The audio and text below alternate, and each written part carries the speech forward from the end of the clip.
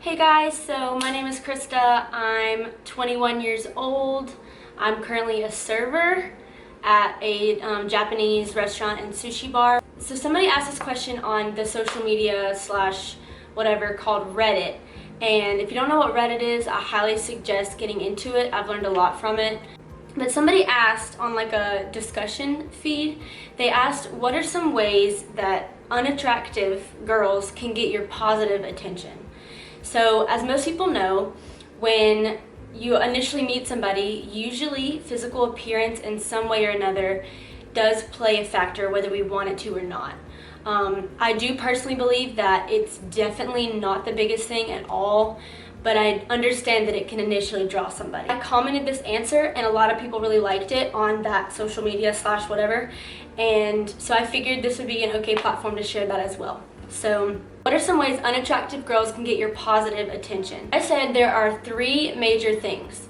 Now this isn't crazy, this isn't like an extensive list, but this is just 3 major all-inclusive type of ways that unattractive, by society's ideals, unattractive women slash men can get your positive attention. This can go for men or women, it doesn't matter. Whatever, any gender, it can go for any of you, including myself. I definitely live by these as well. So I said, 1, get healthier. Now that doesn't mean you have to lose weight. That doesn't mean you have to become society's ideal of thick or curvy or skinny. Or if you're a woman, it doesn't mean you have to have like big assets, a big ass, anything. As a man, it doesn't mean you like have to have good assets either. Like, just get healthier, whatever that is. You don't have to have a ton of muscles. You don't have to have the thickest, most fit, like muscle definition. It doesn't mean that. What I mean when I say get healthier is to attract attention. A way to do that is to just be healthy. And your body, when you start feeding your body like the nutrients it needs, and not just fast food, not just soda, not just sitting on the couch or just going to your job and then going home every night. When you start getting healthier, I mean that in all ways.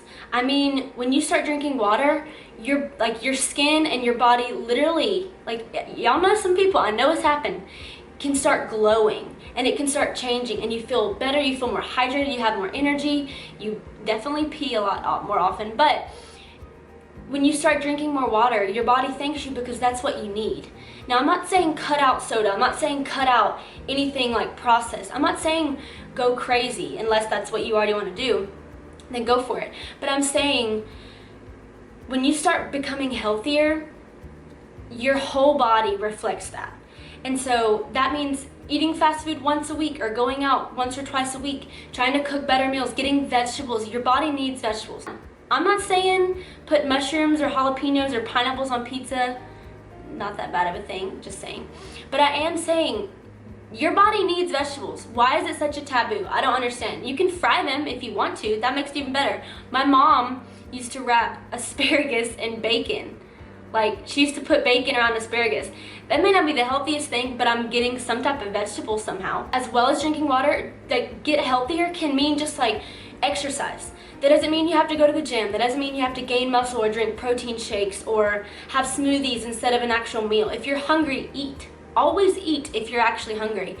But exercising can be going for a hike, going for a walk in the park, sprinting to get the mail and then sprinting back, and that's a good exercise for the day. Trying to walk more, deciding to take the stairs instead of an elevator every single day. Parking a little bit farther back in the parking lot at Walmart or in the parking deck or whatever, just so you can walk more. Getting healthier and exercising more doesn't have to mean a gym. It can mean a spin class, it can mean yoga, anything. Whatever you do, play Twister twice a week with somebody. Like, that's a form of exercise. Like, you're tightening your core to play Twister. Like, come on. Getting healthier can mean so many things, and it can mean whatever you want it to mean. And your body, like I said, literally starts to change from the inside out, and you can start seeing it on the outside when you're healthier. And that doesn't mean fit, that doesn't mean the perfect shape, that doesn't mean you have tons of muscles or whatever. Your skin glows, you have more energy when you go to the gym, when you exercise, or when you wake up earlier and just go for a walk. You don't think you do because you're losing sleep, but you really do have more energy when you walk and you exercise in some form or another. And adding to that, get sleep. Being healthy is getting enough sleep. Now, some people that sleep is 6 to 7 hours, some people that requires 9 hours depending on their lifestyle. Whatever you feel like is best, do that. And if you feel like you need to take a day off and sleep in on Saturday, whatever, tell someone you can't hang out until 2 p.m., sleep in. You gotta start getting more rest, whether that means going to bed earlier or waking up earlier. I'm not the person that, like, all these like YouTubers or whatever, these billionaires wake up at 5 a.m. Hell no, that's not me. I can't do that. I don't have that much energy in the morning. I'm a night owl. I get more energy at night. That's when I'm most productive. But does that mean I need to stay up till 4 a.m. and then kill myself the next day when I have to wake up at 6 for work? No. But does that mean that on a weekend I can't stay up till 4 a.m.? No, you do what you feel is best. But I'm saying overall, it's a lifestyle thing. It's not just like, oh, I'm gonna try this diet, or I'm gonna try to sleep better just for a little bit. Once you can start making good habits, it can start small, but it needs to be a lifestyle change. Eating better, exercising in some form or another, whatever it is, it has to be a lifestyle thing, or you're always like gonna feel like you can't wait till it's over, you're dreading it. So when you look at your whole life as a time for you to work on yourself being healthy, then you can start viewing it as, oh, like this is just a part of my life. Being healthy can also mean having an extra piece of cake, an extra cookie, having candy, having snacks at the movie theater, whatever. Now, I'm not saying go crazy, but I'm saying you know your body best. And if it requires it, like cheating, if it requires just eating when you're hungry, that's what you need to do. The second one, start the journey of loving yourself. Now, when I say that, I know it sounds cliche, I know it sounds mildly cringy. Trust me, I know. But it's true. When you start to love yourself, like truly, like when you really consciously work on it, when you're confident and when you know that you've got your own shit going for you, whether it's a job, whether it's you have a great family, whether it's you have a super cool pet, or you just found a new hobby that you really enjoy, even if you're not the best at it, when you have things that you're passionate about and that you enjoy, that confidence really, it shows. And even if you don't think it does, it really does show. And it gives you the confidence to be able to walk confidently into a room. And, you know, if someone mentions like a hobby like, I don't know, painting. Even if you're not that great at painting or you don't feel like you're that great at painting, when they mention that, you can easily be like, oh yeah, I like to paint too. Or yeah, I know, like color schemes or whatever. Whatever it is, you know that even if you're surrounded by people that have zero clue or zero care about what you're into, you know that you have something to bring to the table as a human because you're confident in yourself and because you have things that you enjoy doing. Now, if all you do every day, like maybe that includes or doesn't include working, if all you do every day is just go home and watch TV or watch Netflix, there's nothing really wrong with that, but do you feel alive when you do that? Now, if you watch these shows and you critique them and you love learning about new ones and the actors and whatever, that's passionate, that's confident, that's good. But if all you do is just passively live your life, there's not much that like you're interested in or like you can really talk about. That journey of loving yourself and showing yourself that self-care really can change how you live your own life, even if you don't even notice it. Everyone has a different idea on what loving yourself means. For some people, it can mean eating whatever you want. For some people, it can mean because you love yourself, you are constantly eating super, super healthy and exercising and being really specific and in a routine every day. For me, I don't have a routine every day. I don't always eat super healthy. I try to eat lighter portions, but I'm not strict because I know that as strict as I am, that just gives me more reason to want to break that strictness, and that's not a good way to live a full lifestyle. That's like diet culture. That's not like a full lifestyle type of living. The journey of loving yourself is like a journey, like I said, it's not just one-stop shop. You wake up one day and you're perfectly set, you're good.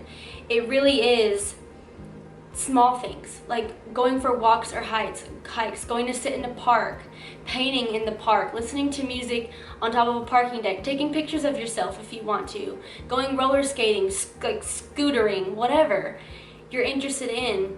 It's the little things that really add up and can make you feel passionate and feel confident about the things that you know that you enjoy doing. So once you start knowing who you are, that's when you'll start to appreciate yourself for more than your looks. that's when you'll be able to go into a room of people and know that you're funny, you're fun to be around, you're kind, you're smart, you're entertaining, you're quiet, so you might be a good listener or whatever. Once you start learning who you are, you have the confidence to be able to walk in anywhere and know that no matter what, even if you don't know anyone in the situation, you'll be set, you'll be fine. You'll go home and then have the rest of your life. And it doesn't matter if people adore you, it doesn't matter if people hate you. Like, if you know that you're set and you're good, that confidence will carry you out through no matter what situations occur in your life, because you're set, you're fine. You don't need anyone else to depend on. You don't need other people's opinions. So I'm not saying that people's opinions don't matter, but I'm also saying people's opinions don't matter, because the right people will notice the right things about you. It has nothing to do with the way you look. Once you can start becoming confident in that, you'll know that no matter if they do pay attention to you, no matter if they never give you the time of day, you're a good person, you got shit going for you, you got your own thing going on, you'll be fine. Once I started doing that, I started not giving a rat's ass about what people thought, because I knew that I had so much to offer besides the way I look. I knew that I had so much more to offer besides physical attractiveness or my curves or my height or, you know, my facial structure or hair or makeup or whatever. I have so much more to offer than that. And if you looking at me and immediately writing me off because I'm not your ideal, I don't want you in my life anyway. I don't need that. I have so much more to offer. And if all you can offer me is being shallow and saying that I'm too this or not enough that for you, bye. I don't need that anyway. Who are you to tell me that I need to be more of something or less than something?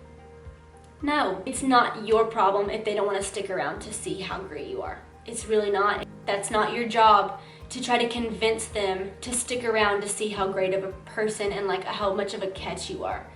Third, be kind. This is hard for some people. I swear. It can be hard for me too. Being kind doesn't mean getting walked all over. It doesn't mean people take advantage of you and you're still there. It doesn't mean you're a ride or die for everyone. Also, side note, ride or die does not mean that someone can manipulate you and hurt you and you're loyal to them no matter what, okay? That's like a dictatorship. That's like a monarchy. No, if someone is bad for you and they're negative in your life, you're not a dog. You don't stick around them just because I'm your ride or die. Okay, yeah, but like, if you treat me bad, you're my ride or die. Stop treating me like shit. People notice when you're kind, and they notice in the way that it really, really matters. So the right people will be drawn to that light and that kindness within you.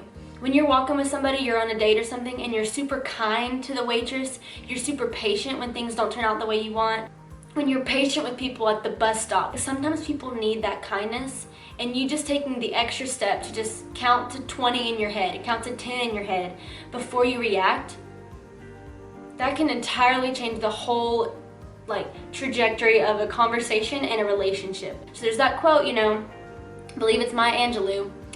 People will rarely remember what you say or what you do, but they will always remember how it makes them feel.